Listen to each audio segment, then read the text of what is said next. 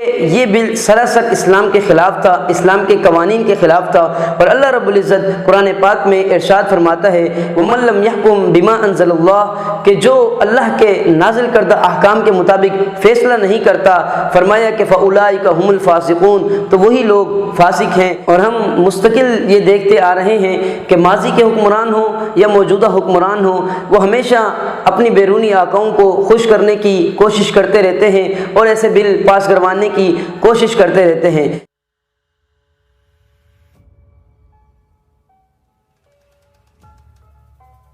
بسم اللہ الرحمن الرحیم، نحمدہ ونصلی ونسلم علی رسولہ الکریم، اما بعد۔ سامعین و ناظرین، جیسا کہ آپ کے علم میں ہے کہ پاکستان اس وقت انتہائی نازک دور سے گزر رہا ہے، کیونکہ پاکستان کے اخراجات بہت زیادہ ہیں اور جو پاکستان کی آمدن ہے وہ بہت کم ہے۔ تو پاکستان اپنے ان اخراجات کو پورا کرنے کے لیے کئی ممالک سے قرض لیتا ہے، یا پھر IMF سے، جو کہ ایک مالیاتی ادارہ ہے، ان سے قرض لیتا ہے۔ تو گزشتہ دنوں میں ہم دیکھتے ہیں کہ پاکستان نے قرض کے حصول کے لیے IMF کے دروازے کھٹکھٹائے، اور انہوں نے کئی سخت ترین شرائط کے بعد پاکستان کو قرض فراہم کیا۔ تو جس سے بھی قرض لیا جاتا ہے اس کی کئی شرائط ہوتی ہیں، تو ان کا جو سب سے بڑا مطالبہ ہوتا ہے پاکستان سے وہ یہ ہوتا ہے کہ جب پاکستان ہماری فراہم کردہ رقم سے چل رہا ہے تو پاکستان میں قانون بھی وہی بنائے جائیں جو ہم چاہتے ہیں، پاکستان میں جو طرز حکمرانی ہے وہ وہی لائی جائے جو ہم چاہتے ہیں، اسلام کی بات نہ ہو، قرآن کی بات نہ ہو، اللہ اور اللہ کے رسول کی بات نہ ہو۔ اس طرح کے جو قانون ہیں ان قوانین کو ختم کیا جائے۔ اس کو وہ مذہبی انتہا پسندی قرار دیتے ہیں، وہ اسے کبھی آزادی کے خلاف کام قرار دیتے ہیں۔ تو وہ یہ چاہتے ہیں کہ پاکستان میں جو اسلام کے قوانین ہیں ان کو کسی نہ کسی طریقے سے ختم کیا جائے۔ تو وہ یہ کئی دہائیوں سے مطالبہ کرتے آ رہے ہیں۔ ماضی میں بھی ہم دیکھتے آ رہے ہیں کہ جب بھی کوئی حکومت اپنے آخری ایام گن رہی ہوتی ہے تو ان دنوں میں یہ اپنے بیرونی آقاؤں کو خوش کرنے کے لیے مغربی آقاؤں کے اشاروں پر کچھ نہ کچھ قوانین ایسے پاس کر جاتے ہیں کہ جن سے ان کا مقصد یہ ہوتا ہے کہ اسلام کو روک لیا جائے، اسلام کی تعلیمات کو روک لیا جائے، یا ان کا مقصد یہ ہوتا ہے کہ کسی نہ کسی طریقے سے پاکستان میں اسلام کی بات کرنے والوں کو روک دیا جائے اور ان کو بند گلی میں لا کر کھڑا کر دیا جائے۔ ماضی کی جتنی بھی حکومتیں آئیں انہوں نے یہی کیا، جاتے جاتے کچھ ایسے قوانین پاس کیے، یا پھر جو پہلے سے اسلامی قوانین ہمارے آئین میں موجود ہیں ان میں ترامیم کرنے کی کوششیں کی گئی۔ موجودہ حکومت نے بھی اپنی آخری ایام میں اسی طریقے کو اپنایا ہے، اور جاتے جاتے انہوں نے تقریباً گزشتہ 10 سے 12 دنوں میں 53 بل ایسے پاس کیے ہیں کہ جن کی تفصیلات ابھی تک سامنے بھی نہیں آئی ہیں۔ آپ دیکھ سکتے ہیں کہ ایک قانون کو پاس کرنے کے لیے کئی مہینے لگ جاتے ہیں، لیکن ان آخری ایام میں انہوں نے ارکان اسمبلی سے ایسے 53 بل پاس کروائے جن کی تفصیل بھی ابھی تک سامنے نہیں آئی کہ وہ جو بل پاس کروائے گئے ہیں ان میں سے کیا کوئی ایسا بل بھی ہے جو پاکستان کے مخالف ہے، یا ایسا بل بھی ہے جو اسلام کے مخالف ہے، یا ایسا بل بھی ہے جو سراسر اپنے دشمن کو ختم کرنے کے لیے کوئی بھی سیاستدان استعمال کر سکتا ہے، یعنی کہ اس قانون کا ناجائز استعمال ہونا۔ موجودہ حکومت نے بھی اسی طریقے کو اپناتے ہوئے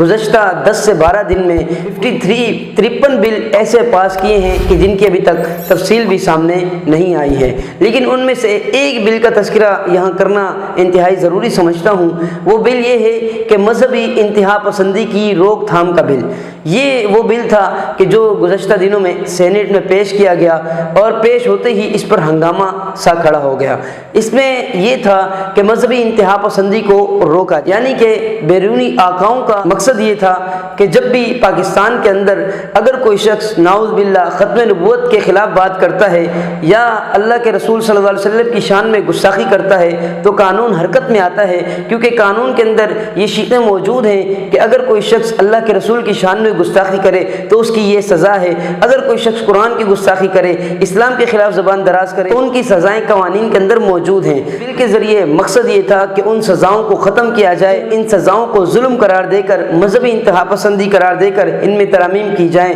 تو یہ ان کا مقصد تھا۔ لیکن میں یہاں پر اس مرد مجاہد کا تذکرہ نہ کروں تو شاید زیادتی ہوگی، جس کی وجہ سے لوگوں کے اندر شعور آیا اور انہوں نے اس پر بروقت ایکشن لیا۔ وہ مرد کلندر حضرت علامہ ڈاکٹر نور احمد شاہتاج صاحب ہیں کہ جنہوں نے بروقت اس پر ایکشن لیا اور آواز بلند کی، اور ان کی آواز توانا آواز ثابت ہوئی، جس پر تمام مسلمانوں نے اس کی مذمت کی اور اس پر بروقت ایکشن لینے کا مطالبہ کیا، جس کے بعد مذہبی جماعت بھی ایکشن میں آئی۔ اور آپ جانتے ہیں کہ الحمدللہ ایک مذہبی جماعت ہمارے پاکستان کے اندر ایسی بھی ہے کہ جب بھی ملک میں اسلام کے خلاف بات ہوتی ہے، اسلام کے قوانین کے خلاف بات ہوتی ہے، تو وہ جماعت فوراً ایکشن میں آتی ہے۔ تو الحمدللہ اس مرتبہ بھی وہ جماعت ایکشن میں آئی، انہوں نے اس پہ بھرپور کردار ادا کرنے کا اعلان کیا، جس کے بعد موجودہ حکومت کو شرمندگی کا سامنا کرتے ہوئے اس بل کو رد کرنا پڑا، کیونکہ یہ بل سراسر اسلام کے خلاف تھا، اسلام کے قوانین کے خلاف تھا۔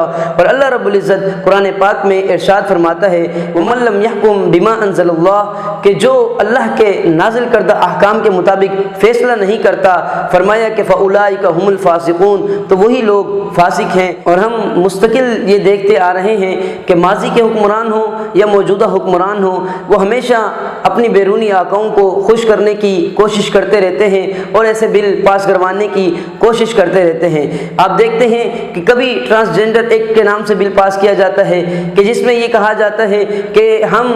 جو تیسرے جنس کے لوگ ہیں ان کو تحفظ فراہم کر رہے ہیں، حالانکہ یہ سراسر ایک ایسا بل ہوتا ہے اس کے اندر انسان کو یہ اختیار دیا جاتا ہے کہ انسان چاہے تو مرد بن جائے، انسان چاہے تو عورت بن جائے، جب دل چاہے مرد بن جائے، جب دل چاہے عورت بن جائے۔ اس قانون کے ذریعے انسان کو اپنی جنس تبدیل کرنے کا مکمل اختیار دیا جاتا ہے، جو کہ سراسر اسلام کے خلاف ہے۔ تو یہ قانون پاس کروانے کی کوشش کی گئی۔ اور اسی طرح ہم جس پرستی کے قانون کی بات کی جاتی ہے کہ اس کو الاؤ کیا جائے پاکستان کے اندر، جیسے کہ گزشتہ دنوں کے اندر اسرائیل نے یہ مطالبہ رکھا کہ ہم جنس پرستی پاکستان میں جرم ہے، لہٰذا اسے الاؤ کیا جائے، اس پر ایکشن لیا جائے۔ اسی طرح تحفظ ناموس رسالت 295C، اس قانون کو ختم کرنے کی بیرونی آقا کوشش کرتے ہیں، اور ہمارے حکمران ہمیشہ لگے رہتے ہیں کہ کسی طرح چپکے سے یہ کام کر لیا جائے، یہ قوانین پاس کر لیے جائیں تاکہ ہمارے بیرونی آقا خوش ہو جائیں۔ تو میں یہاں یہ ضرور کہنا چاہوں گا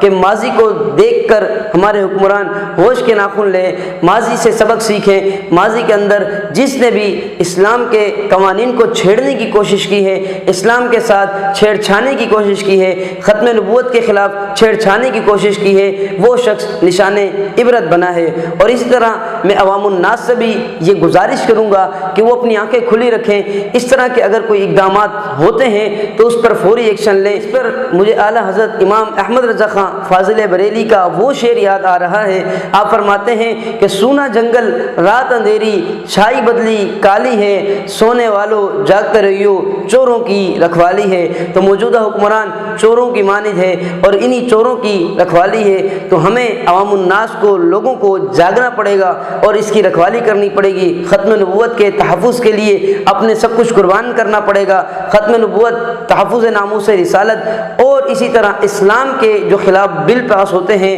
ان کی روک تھام کی ہمیں کوشش کرنی پڑے گی۔ اللہ رب العزت ہمارے حکمرانوں کو عقل سلیم نصیب فرمائے، اور اللہ رب العزت مرد کلندر حضرت علامہ مولانا ڈاکٹر نور احمد شاہتاج صاحب کو حیات خضری نصیب عطا فرمائے کہ جن کے بروقت ایکشن لینے کی وجہ سے، جن کی بروقت کوششوں کی وجہ سے، آواز بلند کرنے کی وجہ سے مقتدر حلقے ہوش میں آئے اور انہوں نے اس بل کو پاس نہیں کیا۔ اللہ رب العزت ہم سب